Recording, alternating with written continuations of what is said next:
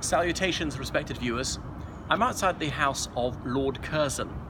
The Marquess Curzon of Kedleston is best known for having been Viceroy of India from 1899 to 1905. His family seat was in the West Midlands of England. His ancestors came over here in 1066 with William the Conqueror. They came from Normandy, so their surname was initially Curzon, and they were petty aristocracy for a long time. In the late 19th century, they grew to be quite prominent, and the family seat was at Kedleston in the West Midlands of England. It was George Nathaniel Curzon. He went to Eton. He got many send-ups. A send-up was a commendation for an outstanding piece of work, and these really were rare, and he got about a dozen of them. I was fantastic at history, and I got one of them ever. Anyway, what else about Lord Kedleston? So then he went to Balliol, Oxford. So Balliol College was becoming very distinguished at the time under the mastery of Benjamin Jowett. And there was a well-known Oxford ditty back then about Curzon saying, "My name is George Nathaniel Curzon, I am a most superior person. My cheek is pink, my hair is sleek, I dine at Blenheim once a week." As in Blenheim Palace, several miles north of Oxford, was the seat of the Duke of Marlborough, as in Winston Churchill's family. So there he went out to India, and one of the tendentious issues of the day was, should Bengal be divided? The Congress Party was campaigning for various reforms in India, not thinking about independence back then.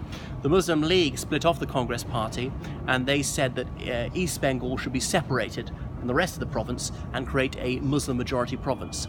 So Curzon decided it was important to keep the Muslim community in India on side, so he consented. However, this met with vociferous opposition from the Congress Party. Not all Muslims supported the Muslim League. Some supported the Congress Party, other political groups. Some said we're Bengali first and Muslim afterwards. Anyway, the protests were so strident, and there was such resilience to this cause that he was forced to reverse his decision. He was known for various other things, such as collectively punishing a British regiment which had mistreated Indian civilians.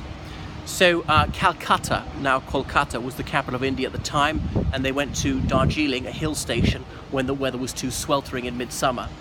He was not a very sociable man, but there was an old Etonian dinner held in India at the time, and that was one of the few social occasions he would attend.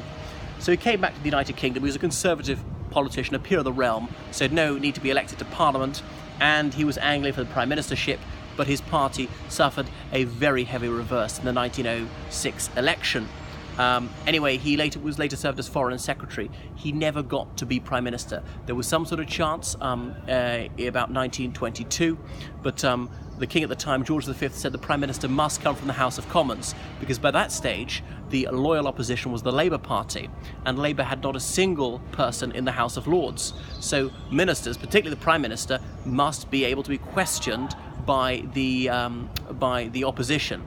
Although George V said, in this particular situation, I won't appoint a Prime Minister from the House of Peers. I'm not laying down a doctrine for all time. However, thenceforth, there has never been a Prime Minister from the House of Lords.